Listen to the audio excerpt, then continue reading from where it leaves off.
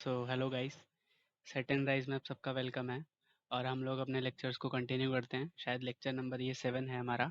ठीक है ना। हम लोगों ने लास्ट टाइम पे कुछ पैटर्न्स वगैरह देख लिए होंगे। आप सीरीज को देखते हुए चलना। ठीक है, आज हम प्योर अलजेब्रा में एंट्री कर रहे हैं। ठीक है, हेडिंग डालो, बिल्कुल टाइम नहीं वेस्ट करते हुए, कि रूल्स ऑफ अलजेब्रिक प्लस या फिर बोल सकते हैं मल्टीप्लाई, दोनों के अंदर बात करेंगे। ठीक है, ये चीज़ है ना बच्चों को याद ही हो जानी चाहिए कि प्लस प्लस प्लस होता है, प्लस या माइनस माइनस प्लस होता है, प्लस माइनस माइनस होता है, और माइनस प्लस माइनस होता है। यानी कि जो सेम है, ये देख रहे हो, ये दोनों सेम है तो सेम के अंदर रिजल्ट हमेशा प्लस आता है, और डिफरेंट के अंदर रिजल्ट हमेशा, देख रहे हो, डिफरेंट। और ये सेम सेम सेम के अंदर रिजल्ट हमेशा पॉजिटिव, और डिफरेंट डिफरेंस के लिए नेगेटिव। अगर आपको ये याद होगा तो इसके बेसिस पे हम लोग प्लस भी कर लेंगे और मल्टीप्लाई भी कर लेंगे। वो कैसे करेंगे अब देखते हैं। ठीक है, हम देखते हैं जैसे कि कुछ क्वेश्चन है, जैसे फॉर एग्जांपल जैसे मल्टीप्लाई का पहले देखते हैं। ठीक है, पहले मल्टीप्लाई का देख लेते हैं। मल्टीप्लाई का होता है, अगर मैंने लिखा 4 × -2, समझना, 4 × -2 का मतलब होता है प्लस इसके साथ है। याद रखना, कुछ नहीं लिखा तो प्लस लिखा है। प्लस माइनस मल्टीप्लाई में क्या होता था। अच्छा याद रखना, जब मैं वो बता रहा था प्लस माइनस माइनस होता है, तो इसके याद रखना बीच में हमेशा मल्टीप्लाई का साइन होता है। अगर ऐसा होता है ना, तो इससे ये समझ के बैठना कि ये प्लस और माइनस के बीच में बस मल्टीप्लाई लिखा है, तो प्लस माइनस तो माइनस होगा, और 4 × 2 = 8 कर देंगे तो इसका आंसर ही हो जाएगा।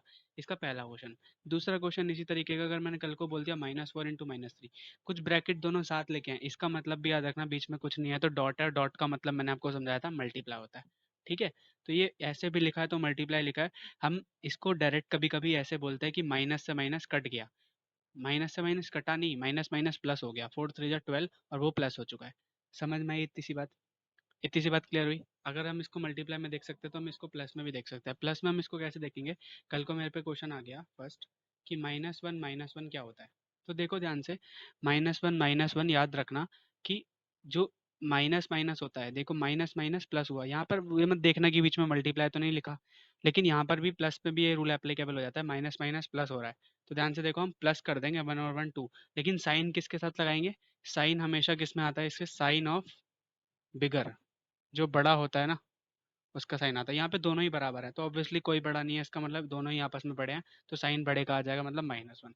लेकिन हर जगह बाकी काम कर जाएगा। कभी मैंने लिखा -1 + 2, तो देखो माइनस प्लस माइनस होता है, तो 2 में से 1 माइनस कर दो, या 1 में से 2 माइनस कर दो। अच्छा, 1 में से 2 माइनस करते हैं तो नंबर लाइन पे देखो, ये वहाँ पे 1 है, यहाँ पे 0 है, यहाँ पे -1 है। 1 में से 2 माइनस करो, 1 और 2, -1 आ गया। इसको लोग इस तरीके से भी याद रखते हैं कि 2 में से 1 माइनस करके वो लिख दो, यानी कि 2 - 1 कर दो, तो ये भी 1 आ गया। साइन किसका वाला है, बड़े वाले का साइन, देख रहे हो, +1। तो इसको एक्चुअल में लोग 2 - 1 भी पढ़ सकते हैं, और वो 1 है। देखो सेम चीज़ लिखी है। ठीक है। अच्छा, तीसरी चीज़ है, अगर मान लो कभी लिखा है 1 + 1, 1 + 1 आज आप समझ में आए 2 क्यों होता है, क्योंकि प्लस लिखा है और प्लस प्लस प्लस होता है। ठीक है, और फोर्थ पार्ट अगर कभी मुझे बोला जाएगा 3 - 2, तो वो 1 क्यों होता है, क्योंकि प्लस लिखा है, प्लस माइनस माइनस, और 3 में से 2 माइनस कर गया, 1 आ गया। समझ में आया? अच्छा, कल को अगर यही चीज़ इस तरीके से लिखी होगी, ठीक है, आज तो हमारे को ये क्वेश्चन आ गया, कल को अगर यही चीज़ माइनस सॉरी 1 - 4 दिया है तो क्या लिखोगे। पहले तो इसके साथ कुछ नहीं है तो +1। ठीक है, याद रखना, ऐसे मत बोलना कि अगर 4 × 3 लिखा है तो इसके साथ प्लस लिखा है तो प्लस और मल्टीप्लाई ऐसे होगा, ऐसे नहीं। हम लोग शुरुआत में जो नंबर लिखा होता है ना, उससे पहले कुछ नहीं होता तो प्लस ही मानते हैं। ये बात आपके जहन में आ जानी चाहिए धीरे धीरे। और 1 - 4 करो या 4 - 1 करो, आंसर 3 आएगा। लेकिन अब साइन लगाने के लिए हम क्या देखते हैं कि बड़े वाले का साइन लगा देंगे तो -3 आ जाएगा। इतनी सी बात क्लियर हुई? ठीक है, साइन ऑफ बड़े वाला आता है, ये छोटा सा रूल है, इसको ध्यान रखना। अगला अगला मेथड लिखो। ये सारा बहुत इंपॉर्टेंट पार्ट हो गया, division by zero. Division by zero ये बहुत इंपॉर्टेंट टॉपिक है। क्यों? क्योंकि जब मैं बोलूँगा 1/0 में करूँगा, किसी को 1 के नीचे 0 लगा दूंगा, याद रखना हमेशा आंसर आएगा इन्फिनिटी, और इन्फिनिटी को मैंने आपको पढ़ाया हुआ है, उसको बोलते हैं नॉट डिफाइंड। नॉट डिफाइंड मतलब है तो पर किसी ने देखा नहीं। ठीक है ना, है तो पर किसी ने देखा नहीं। इसी तरीके से याद रखो कि 1/∞ कितना आ जाता है, 0। हाँ मुझे पता है, आप सोचोगे मैं इन्फिनिटी आपको पढ़ा क्यों रहा हूँ, लेकिन इसका यूज़ पड़ेगा आगे आगे, तो आज के लिए आज से ही तैयार हो जाओ। तो 1/∞ कैसा आता है, 0 आता है। ये दोनों चीज़ों को याद रख लेना। ये कैसे आता है, इसके वही मैंने कहा था, डिवाइड कभी फंस जाए ज़िंदगी में तो वो बेसिक मेथड पे पहुंच जाना। देखो मैं क्या करता हूँ, इसको करके दिखाता हूँ। 1/0 का मतलब 1 ऊपर 0 इधर। ठीक है, 0 को किसी से भी मल्टीप्लाई कर लो, 1 तो कभी काट नहीं सकते। मान लो 0 को मैं कोई नंबर 4 3 1 2 4 5 6 7 8 एंड सो ऑन इस नंबर से भी कर रहा हूँ तो आंसर जीरो आएगा, फिर वन ही बचता चला जाएगा। हर बार ये बचेगा। इसका मतलब ऊपर वाला नंबर क्या है, बहुत बड़ा भी ले लोगे ना, इन्फिनिटी भी ले लोगे, तो भी आंसर ये आएगा। तो वन अपॉन जीरो की वैल्यू क्या आती है, इन्फिनिटी। समझ में आ गया? इसी तरीके से वन अपॉन इन्फिनिटी देखो, वन इधर इन्फिनिटी इधर। अच्छा, इन्फिनिटी को तुम किसी से भी मल्टीप्लाई कर लो, वन तो कभी नहीं ला सकते ना, नहीं लग सकते ना, तो मान के चलो, क्योंकि वन पहले पे ही नहीं कटेगा ना, पहले पे नहीं कटेगा इन्फिनिटी का। ऐसी ये इसी तरीके से है कि टू और यहाँ पे लिखा है वन, तो ये कैसे काट लूंगा मैं, क्योंकि यहाँ पे तो बड़ा है ना इससे, एटलीस्ट मेरे को पॉइंट लगाना पड़ेगा, अब कटेगा 0.5 पे। लेकिन यहाँ पर सोचो, अब मैं जीरो पॉइंट लगा के कितने जीरो लगाऊं, ये तो अभी भी छोटा है, अभी भी छोटा है, अभी भी छोटा है, कितने लगाते चला जाऊंगा, इनफाइनाइट। और फिर भी आंसर कितना आ जाएगा, जो भी आएगा ये बचता चला जाएगा, क्योंकि वो कभी कटेगा ही नहीं। तो इन्फिनिटी जीरो सा जीरो, और पूरा चलते चलते जीरो, इसका मतलब ऊपर कितना आएगा, जीरो। इस बेसिक मेथड से आप इतनी सी बात समझे कि आंसर जीरो कैसे आएगा। समझ गए ना? बहुत बढ़िया। ठीक है, जैसे ही हम इस पे आगे चले, तो हम लोग इसी से ना कुछ टेक्निक्स और ट्रिक्स ना बना के रख लेते हैं। कुछ इंपॉर्टेंट बातें हैं, या नोट्स लिख लो इसे, कि कुछ नोट्स हैं इनको याद ही रख लेना। ठीक है, पहला नोट है, इन्फिनिटी को इन्फिनिटी से मल्टीप्लाई करोगे आंसर हमेशा इन्फिनिटी आएगा। ठीक है, पहली चीज़। अगर दूसरा चीज़, अगर मैंने 23 के नंबर को भी इन्फिनिटी से मल्टीप्लाई कर दिया, तो ये कुछ नहीं होता 23 इन्फिनिटी। अरे इन्फिनिटी खुद किसी ने नहीं देखा, उसका 23 टाइम्स, याद है टाइम्स, टाइम्स देख रहे हो, टाइम्स इन्फिनिटी टाइम्स, तो वो फिर से इन्फिनिटी आएगा। तीसरा, अगर मैंने कल को 4/3 इंटू इन्फिनिटी करा, ये भी आंसर इन्फिनिटी ही आएगा।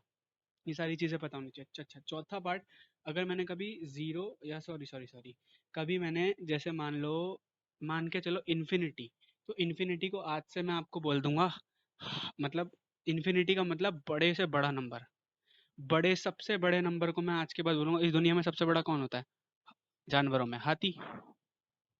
ठीक है, तो आज से मेरी बात को याद रख लेना, हाथी का मतलब आज से बहुत बड़ी चीज़, और बहुत बड़ी चीज़ हाथी को भी मैं अगर इन्फिनिटी से मल्टीप्लाई कर दूंगा ना, तो आंसर हमेशा इन्फिनिटी आएगा। ये बात याद रखना, आप समझ रहे होगे, हाथी घोड़े कुत्ते बिल्ली कुछ नहीं, हाथी याद रखना कि बड़ी चीज़। ठीक है, हाथी का मतलब बहुत बड़ी चीज़, इतनी बात समझे?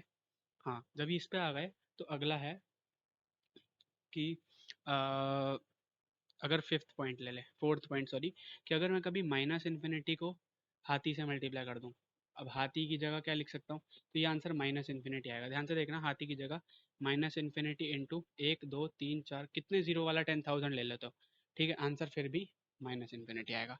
और सिक्स पॉइंट, अगर मैंने इन्फिनिटी को मल्टीप्लाई कर दिया, एक दो तीन चार पाँच छः, कितने लगा लो जीरो, ठीक है, तो फिर से आंसर कितना आएगा, इन्फिनिटी आएगा। इस बात को जहन में डाल लो। ठीक है, जैसे हम ये कर चुके हैं, हमारे को एक इंपॉर्टेंट कॉन्सेप्ट मिल गया है, यहाँ से हम लोग आगे बढ़ते हैं। उसको हम बोलेंगे, देखो ध्यान से, पहली बात समझा रहा हूँ, इक्वल टू। ठीक है, आप बोलोगे ये फिर क्यों पढ़ा रहे हो, बेकार सी चीज़, लेकिन मैं आपको एक रूल लिखवा रहा हूँ, इसका सिर्फ वो लिखना, पहला, कि जब भी डिवाइड है, ठीक है, ठीक है, डिवाइड वाला, इसको पढ़ो, डिवाइड वाला इक्वल टू के उधर जाके मल्टीप्लाई हो जाता है।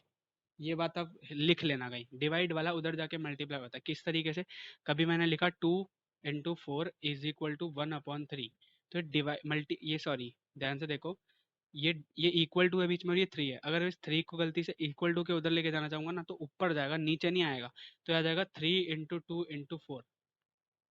समझ में आ रहा है? हालांकि ये इसके इक्वल नहीं होता, मैं एक वेरिएबल एक्स रख देता हूँ, ठीक है, इज इक्वल टू एक्स। आप समझ में आई? ये उधर जाके मल्टीप्लाई होगा, तो बस इसी तरीके से आप याद रखना। दूसरा रूल इसका क्या होता है, कि मल्टीप्लाई वाला उधर जाके इक्वल टू के उधर जाके डिवाइड वही हो जाता है। इतनी बात समझ में आती है? मल्टीप्लाई वाला उधर जाके डिवाइड होगा, डिवाइड वाला उधर जाके मल्टीप्लाई होगा, यही इक्वल टू की सबसे बड़ी बात है। ठीक है, अगर इसमें एक छोटी सी बात और लिखना चाहो, तो ये लिख लो, कि जो चेंज लेफ्ट हैंड साइड, देखो इक्वल टू की दो साइड होती है ना, कोई वैल्यू किसके इक्वल होगी, तो ये होगी लेफ्ट हैंड साइड, ये होगी राइट हैंड साइड। ठीक है, तो जो चेंज लेफ्ट हैंड साइड में करोगे, वो ही आरएचएस में भी करो। देखो ये छोटी सी बात है, लेकिन फिर मैं बोलूँगा काम की बात है, कि भाई मैंने कभी गोल गोल दिया x is equal to Y, तो अगर मैं 2 से मल्टीप्लाई दोनों साइड करना चाहूँ तो यहाँ पे दोनों साइड मल्टीप्लाई करूंगा, 2x इक्वल टू 2y। समझ में आ रही है इतनी बात?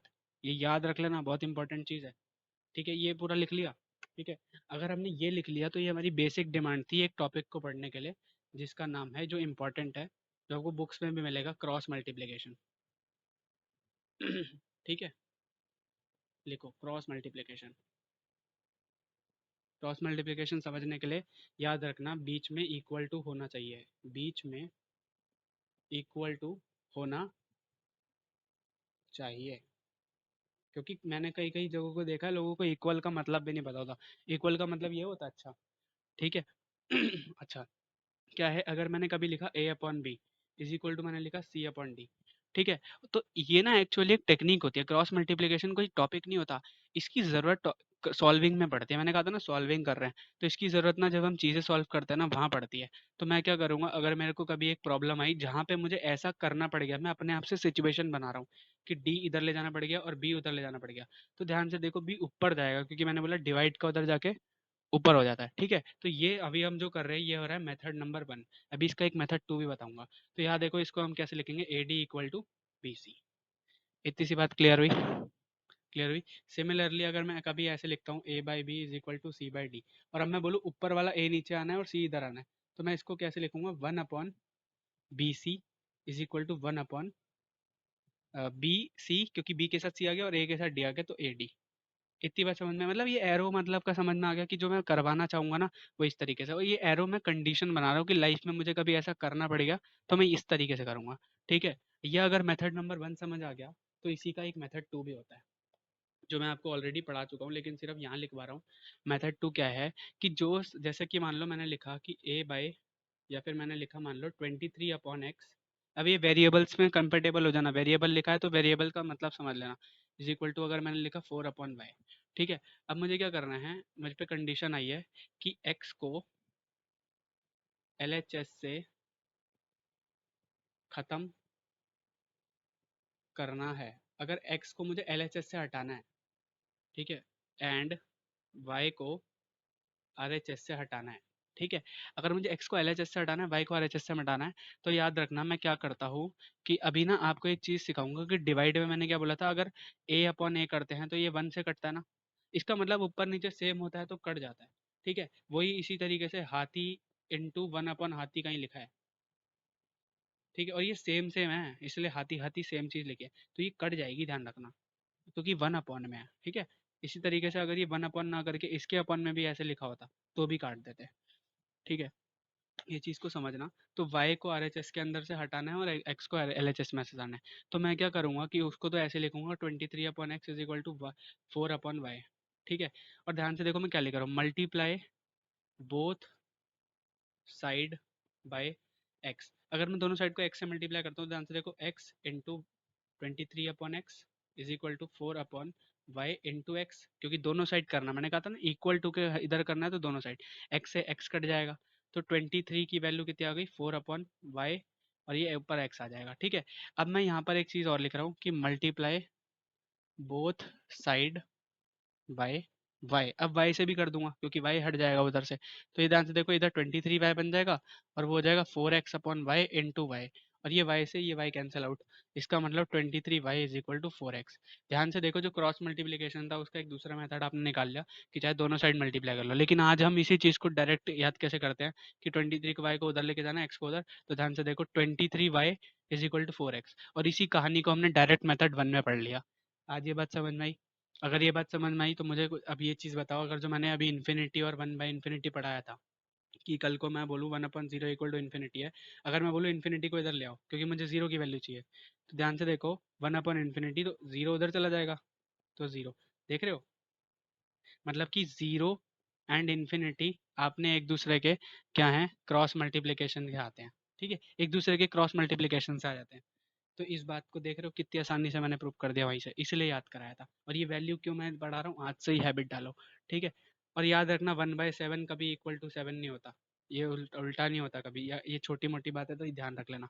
अगर ये हो गया तो कुछ क्वेश्चंस में साथ दो मेरा, जैसे मैंने बोला 2/3 इज इक्वल टू 4/6। ठीक है, मुझे क्या करना है, 6 को उधर लेके जाना है, 3 को उधर, तो सॉल्व करो। 6 उधर लेके गए तो 6 टू 12 हो जाएगा, 4 उधर लेके गए तो 4 टू 12, 12 इक्वल टू 12 होता है। हाँ बिल्कुल होता है, सही है। ठीक है, लेकिन मतलब ये नहीं था हमें ये करना है, हमें ये करना है 2 into 6 is equal to 4 into 3, ऐसे लिख कर दिखाना था। समझ में आया? अगर पहला क्वेश्चन आ गया तो दूसरा अब आप करो। अगर मैंने कभी लिखा x into Y is equal to Z, x को मुझे उधर लेके जाना है, तो ध्यान से देखो कैसे करूंगा, y इधर ही रहने दूंगा और z अपन x। मैंने क्या बोला, ये जो एरो मैं बना रहा हूँ ये मैं कंडीशन आपके लिए क्रिएट कर रहा हूँ कि लाइफ में कभी ऐसा करना पड़ा तो आप कर लेना। ओके। अच्छा, इस तरीके के क्वेश्चन आ गए तो एक थर्ड क्वेश्चन कर लो कि अगर x upon Y is equal to अगर 1 अपॉन जेड लिखा है, मुझे क्या करना है कि उधर लेके जाना है और इसको उधर लेके जाना है, तो इसको कैसे करूंगा, एक्स जेड बराबर वाई। देख रहे हो कितना सिंपल है? ठीक है। हाँ, तो बहुत बढ़िया। आगे अगले कुछ क्वेश्चंस हैं। ठीक है, कुछ क्वेश्चंस आप मेरे साथ ट्राई कर लो, जैसे कि मेरे पास क्वेश्चंस भी हैं अच्छे अच्छे। ठीक है, अच्छे अच्छे क्वेश्चंस क्या है, जैसे अगला क्वेश्चन, क्वेश्चन नंबर पार्ट 1। ठीक है, ये वाला नहीं। ठीक है। हाँ, C by D is equal to E upon 1। मुझे 1 उधर लेके जाना है, डी उधर लेके जाना है। अब 1 से सी को मल्टीप्लाई करूंगा, सी ही आएगा, और D is equal to D E आ जाएगा। समझ में आ रहा है कितना ईजी है? सेकेंड पार्ट, अगर मुझे कभी जैसे मुझे H upon P is equal to C upon M into N लिखना है, और ये मैं बोल रहा हूँ ये पूरे एम एन को उधर लेके जाओ, तो ध्यान से देखो, एम एन और उसके साथ एच आ जाएगा, देख रहे हो, is equal to C P, अगर मैं इसको उधर लेके जाना चाहूँ। ये सिंपल सी ट्रिक्स होती हैं, इनको आना चाहिए करना। ठीक है, ये सिमिलरली इस तरीके के क्वेश्चन है कि अगर मुझे कभी A B is equal to D by E करना है, और मैं बोल रहा हूँ मुझे इस बार सिर्फ और सिर्फ बी को नीचे लेके जाना पड़ा, तो मैं कैसे करूँगा, मैं इसको करूँगा A is equal to D by B into E. दिख गया? आसान है ना? हाँ बहुत बढ़िया। बस इसी तरीके से आप करोगे तो हो जाएगा। अब इसको तरह तरह कैसे बोलते हैं मैं आपको बता ही चुका हूँ, ऊपर वाले को न्यूमरेटर बोलते हैं, नीचे वाले को डिनोमिनेटर बोलते हैं। ठीक है, शॉर्ट फॉर्म्स लिख दी उसकी। अच्छा, कोई और क्वेश्चन, कोई और क्वेश्चन। जैसे कि मान लो एक क्वेश्चन मैं बनाता हूँ, लास्ट क्वेश्चन है कि 1 upon A B C D is equal to P Q R S. ठीक है, मैं बोल रहा हूँ इसको उधर लेके जाना है, तो कैसे करूँगा, 1 is equal to A B C D as it is और फिर पी क्यू आर एस भी मल्टीप्लाई हो जाएगा। दिखा? इजी था ना? इस तरीके से हम लोग क्या करते हैं, क्रॉस मल्टीप्लिकेशन सीखते हैं। ठीक है, आगे वाली क्लासेस में हम लोग थोड़ा सा और कुछ सीखेंगे, जैसे कुछ अच्छे कॉन्सेप्ट सीखेंगे कुछ क्रॉस मल्टीप्लिकेशन के अंदर। अभी आज हमने सीखा ना, तो क्रॉस मल्टीप्लिकेशन के अंदर हम कुछ वेरिएशंस कुछ चीज़ें कर कर करके देखेंगे। ठीक है, फिर आज की क्लास को एंड यहीं पे करते हैं और अगले क्लास में कुछ इंपॉर्टेंट कॉन्सेप्ट करते हैं। अच्छा, वो क्वेश्चंस हमेशा याद रखो, वो क्वेश्चंस कर लेना कि मैंने कभी अगर लाइफ में आपको बोला कि -1 इंटू -1 कितना होता है, तो माइनस माइनस प्लस 1 होता है।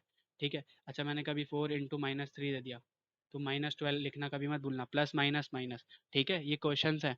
फिर अगर कभी लाइफ में मैंने दिया 1/99 इंटू 1/99 इंटू -1, ध्यान से देखो, ये इससे ये कट गया, ऊपर सेम सेम, और आंसर आ गया -1, क्योंकि plus minus minus plus minus, समझ आ गया ना, ये कुछ भी हुआ ये 1 हो गया और वो -1 हो गया, आंसर -1 ही आएगा, प्लस माइनस माइनस।